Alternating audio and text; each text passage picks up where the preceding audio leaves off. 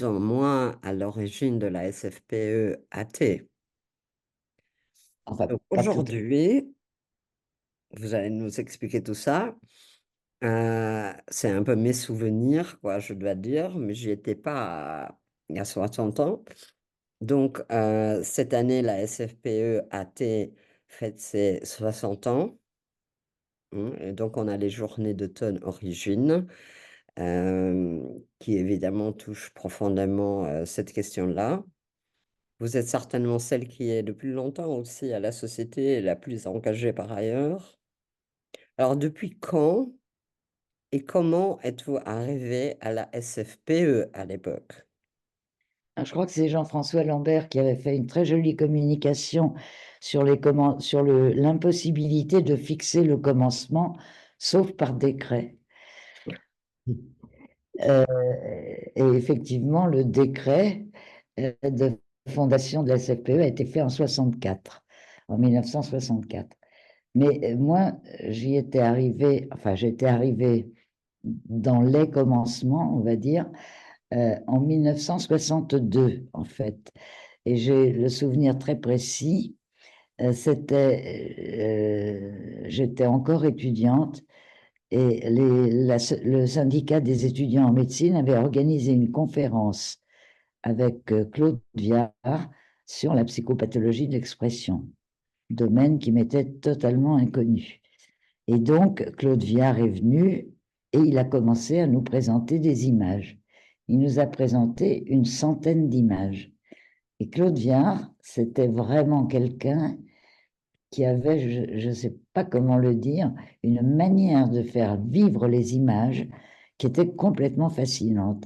Il parvenait à faire vibrer l'image et à indiquer en quelque sorte, enfin, le faire correspondre à un vécu intérieur. J'ai le souvenir en particulier, alors vous voyez, ça fait 60 ans, c'est resté vraiment très vif dans mon esprit.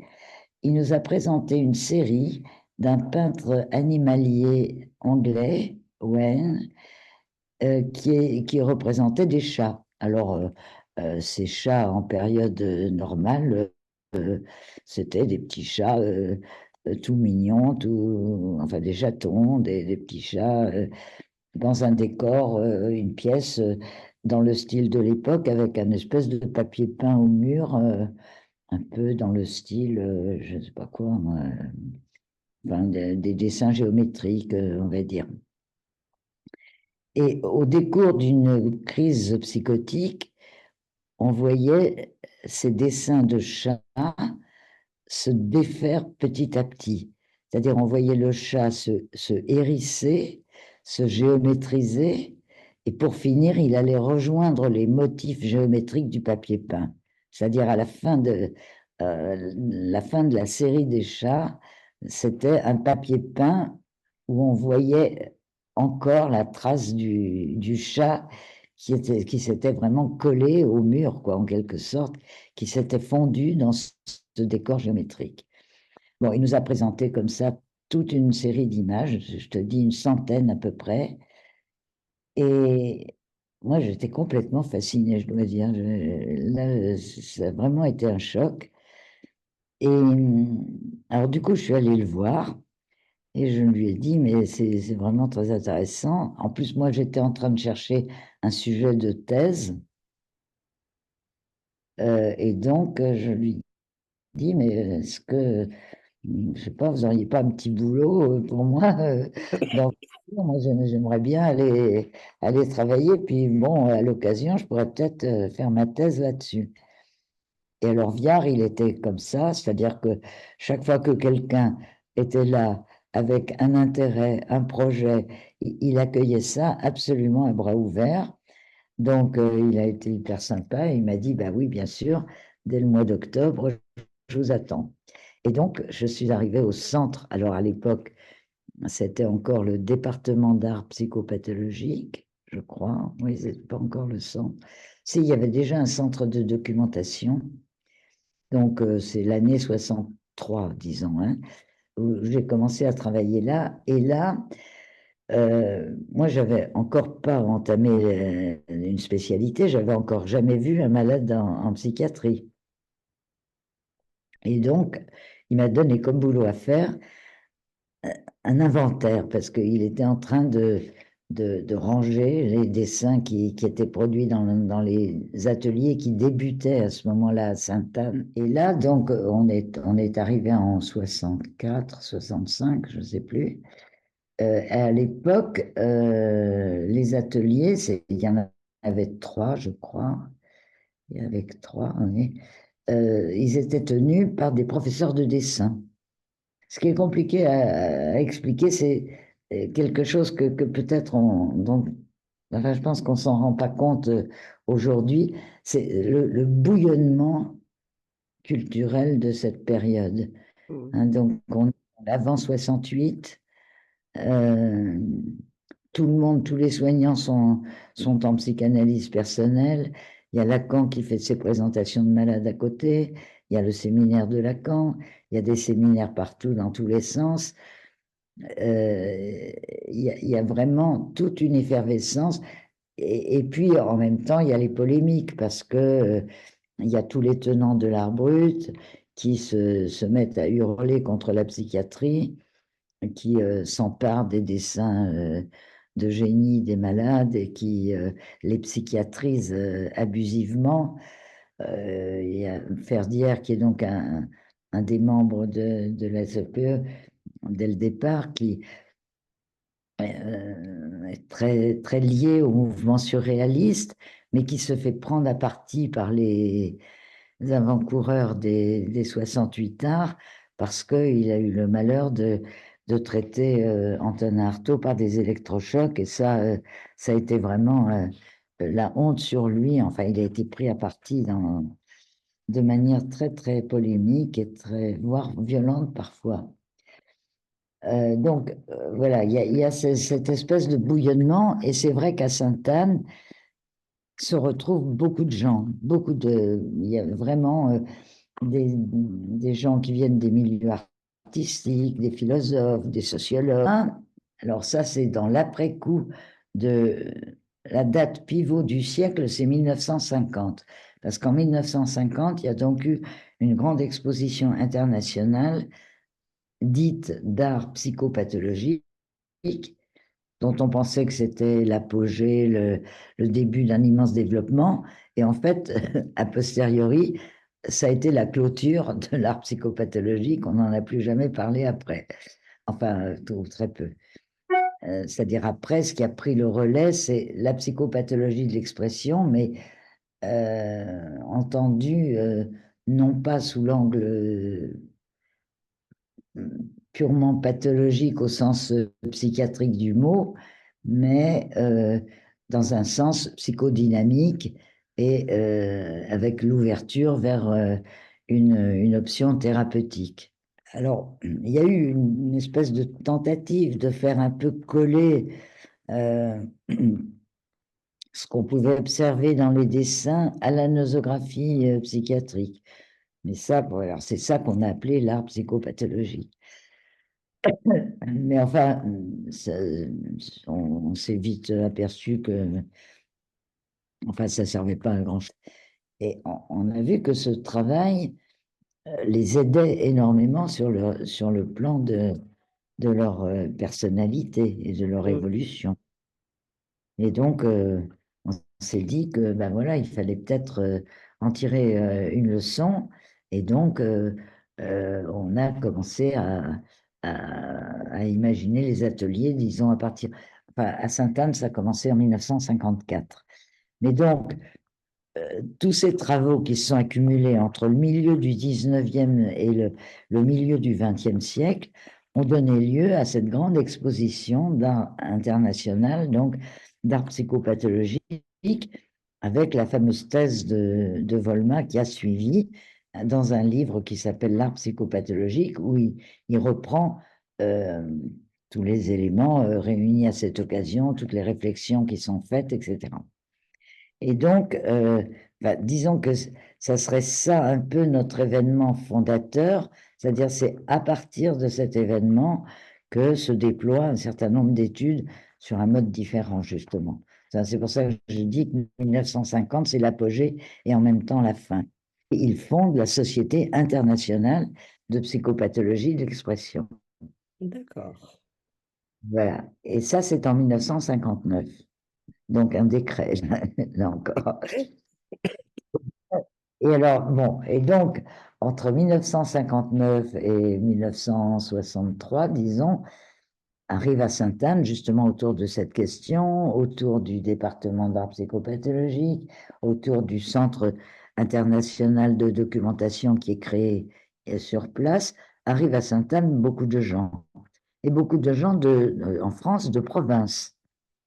Et là, Viard se dit, mais il y a des tas de gens très intéressants partout. euh, Pourquoi ne pas créer une société française qui ferait bien sûr partie ou qui serait en lien avec l'international, mais il y a de quoi faire du travail en France. Je sais pas, j'ai dû faire, je ne sais pas quand j'ai fait ma première communication, je me souviens pas. Ça, je me souviens pas, mais enfin, je sais que Tu te souviens du titre de ta première communication? c'est tout. C'est tout. Pardon? Tu te rappelles du titre de ta première communication? Ben écoute, non. Non, non, je me souviens pas. Euh, enfin, je pense quand même que ça tournait autour de quelque chose qui me préoccupait, euh, parce que vraiment, pendant toutes ces années, je me suis dit, enfin, pourquoi est-ce que tous ces dessins m'arrêtent? D'accord, j'ai fait un boulot avec, mais pourquoi est-ce que je suis tellement accrochée? Parce que il y a vraiment des dossiers sur, enfin, de patients où enfin, ça me passionnait complètement, quoi. Et j'ai dû appeler quelque chose, j'ai dû faire un article là-dessus. Je sais pas si c'était le titre de ma communication, mais c'était autour de la séduction infernale. Ah bah dis donc, ça ressemble bien. Parce que je sentais bien que c'était un truc, enfin, que j'ai du reste travaillé ensuite dans mon analyse personnelle. Il y a forcément quelque chose de nous qui vibre en quelque sorte à l'unisson avec quelque chose qui est dans l'image. Pour qu'on soit, on s'accroche comme ça peut pas procéder d'autre chose. Ah bah, la question, c'est quoi alors? Hein, la Qui question, c'est quoi? accroche. Alors écoute, ben, j'essaye d'en parler dans la communication que je prépare pour Origine, justement. C'est-à-dire, c'est quelque chose qui tient, à mon avis, à la préhistoire du sujet. C'est-à-dire quelque chose qui s'est inscrit et dont nous ne pouvons pas avoir le souvenir, mais dont on peut voir les effets, simplement. Mais est-ce que Et c'est quelque chose qui est peut-être pas tellement individuel, personnel, c'est peut-être quelque chose qui est... hmm, c'est-à-dire que on passe tous par là, c'est forcément universel. c'est ça, c'est ça. Euh, Nous avons tous une préhistoire, enfin Mhm, chacun a une préhistoire. c'est ça. Et donc, tu vois, et c'est là où enfin, l'origine, en quelque sorte, mais ça c'est le thème de ma communication, se perd dans la nuit des temps. Mais pourquoi on Euh, dit la nuit des temps? C'est parce qu'on ben n'arrive voilà, pas à voir, mais c'est pas la la question. nuit, c'est peut-être le jour des temps. Eh oui, mais tu vois, c'est la nuit. C'est la nuit parce que c'est la nuit des souvenirs, en fait. Mais pourquoi la nuit? C'est ben, parce que tu remontes le temps tant que tu peux, puis à un moment, tu butes, il n'y a plus de souvenirs. Donc, c'est le noir. Ça pourrait être le blanc, mais c'est le noir. Bon, moi, je choisis le blanc. Pour l'inconscient, je choisis le blanc, moi. Voilà. Bon. Et d'ailleurs, on a fait des journées sur le blanc et le noir. Moi, je me rappelle très bien. C'était avec Gilles Perriot à Dijon.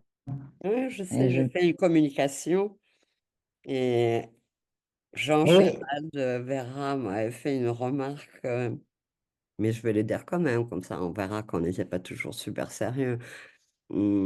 Il m'avait dit, on a mangé ensemble, et alors il s'est mis position psychanalyste, comme ça. Et quand il faisait ça, je savais qu'il va me sortir quelque chose d'improbable. Donc, il dit comme ça, il me dit, alors, tu fais une communication, si j'ai bien compris. Je dis, bah oui, euh, tu fais une communication sur le gland. J'ai dit, bah non. Pardon, pardon, j'ai cru comprendre. Jean j'arrête, toujours ailleurs. Donc, je me rappelle très bien de la thématique du blanc. Alors après, il y a beaucoup de personnages qui se sont succédés à la SFPE. Enfin, je te le disais tout à l'heure, la SFPE, c'est une véritable mosaïque, en fait, hein. Des personnages, des caractères, des...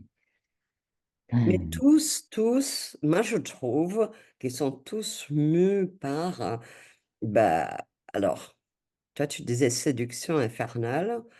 Oui, séduction.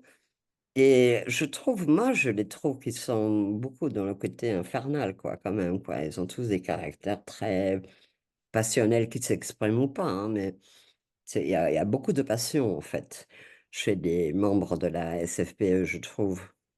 oui, c'est même explosif quelquefois. Euh, écoute, il y a un de nos présidents qui était un homme sage et dont je n'ai jamais vu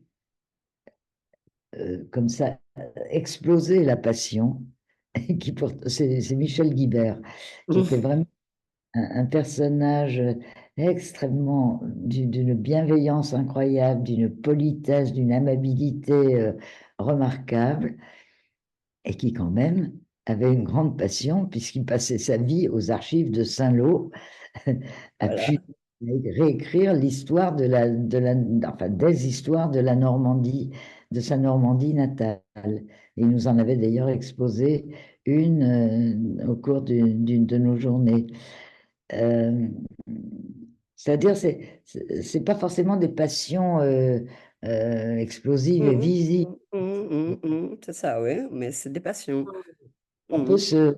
comment dire, se métaboliser dans un travail de fourmi parce que travailler sur les archives, j'ai un peu fait ça dans ma vie. C'est vraiment pas simple, hein.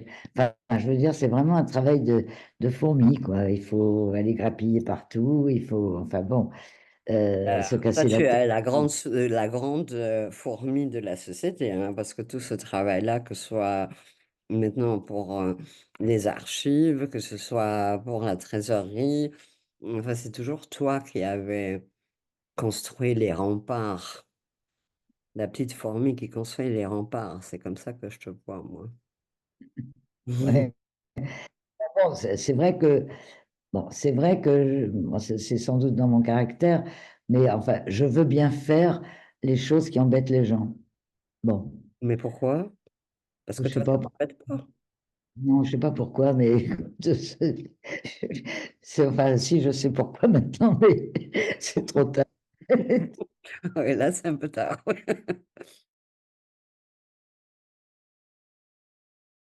Mais pour les dessins, c'est un petit peu la même chose, hein. C'est-à-dire que ce qu'on peut faire fonctionner, si on arrive à le percevoir, c'est quelque chose de l'ordre du spéculaire. C'est-à-dire, à partir de l'œuvre, on peut renvoyer une image au patient, enfin, lui renvoyer quelque chose comme si la feuille était un miroir, en quelque sorte. Bon, et puis ce qui est compliqué en art-thérapie, c'est comment se joue le transfert. Est-ce qu'il se joue? Parce que, moi, à mon avis, il se joue évidemment en partie avec le thérapeute, mais il se joue beaucoup sur, sur la page que sa blancheur défend, comme disait Mallarmé. Hein, c'est-à-dire que il y a dans l'espace vide de la feuille quelque chose qu'on pourrait assimiler au silence du thérapeute, par exemple. Hein, c'est-à-dire une sorte de champ vide à partir duquel le patient va projeter quelque chose qui va être de l'ordre d'une supposition. Et donc, on va se trouver, au mieux, le thérapeute va se trouver dans une zone transitionnelle avec le patient et l'œuvre. C'est ça? Oui, voire, voire s'en trouver exclu, hein, parce que Mm. c'est pas, enfin, ça va pas de soi, là. Enfin, je veux dire, ça, c'est le travail en art-thérapie qui me paraît vraiment le plus difficile, hein, c'est-à-dire à quelle place se situer soi-même, et puis à quelle place le patient te situe. Parce Mm. que t'as beau essayer d'occuper une place, s'il veut pas te la donner, tu l'as pas, quoi. Bon. Mm. Mm. Et, et dans notre travail, dans tout ce qu'on cherche, il y a toujours un moment où on bute sur l'indicible. Il y a quelque chose là qui échappe à toute capacité de nomination. Hein, ça me paraît, ça me paraît évident. Un patient qui m'avait dit un jour, enfin, en matière de communication, comme tout bon schizophrène, il s'y connaissait. Il m'a dit, la communication, c'est la rencontre dans le mystère, et la peinture en est le lieu privilégié.